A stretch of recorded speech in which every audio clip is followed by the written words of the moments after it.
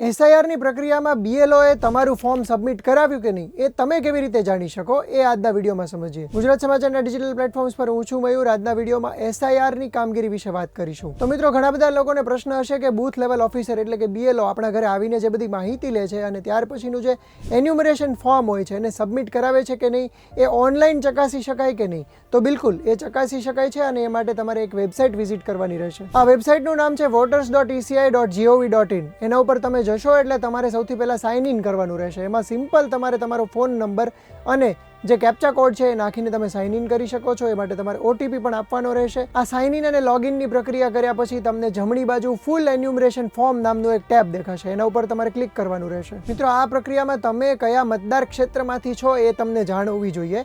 આ ટેબ ઉપર ક્લિક કરશો એટલે આગળ તમને એપિક નંબર નાખવાનું કહેવામાં આવશે। એપિક નંબર છે એ વોટર આઈડીમાં દર્શાવેલો હોય છે।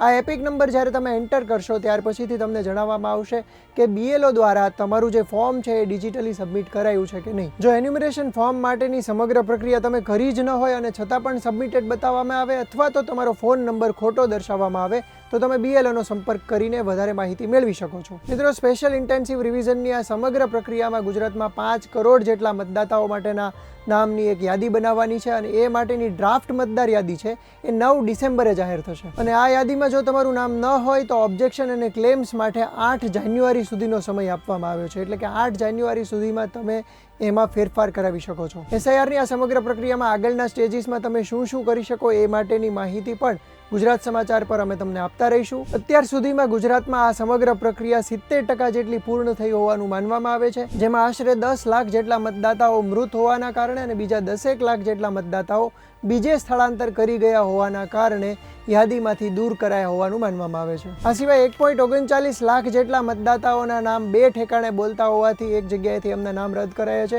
એક અંદાજ પ્રમાણે કુલ 90 લાખ જેટલા એટલે કે 20% મતદાતાઓનું મેપિંગ જ થયું નથી, એમના માટે અલગથી કેમ્પની વ્યવસ્થા કરવામાં પણ આવશે। આમ ગુજરાતમાં SIR ની જે પ્રક્રિયા છે એ આગામી સમયમાં કેટલાક ચોંકાવનારા આંકડા સામે લઈને આવે એવી શક્યતાઓ છે। આ સમગ્ર મામલે તમારું શું માનવું છે, તમને શું તકલીફો પડી રહી છે, અમને કોમેન્ટ કરીને જણાવજો, જેથી કરીને અમે ભવિષ્યમાં એના પર વિડીયો બનાવીને તમારી સમસ્યાઓ દૂર કરવામાં મદદ કરી શકીએ। અને આ જ પ્રકારના ઇન્ફોર્મેટિવ વિડીયોઝ જોવા માટે ગુજરાત સમાચારને જોતા રહેજો।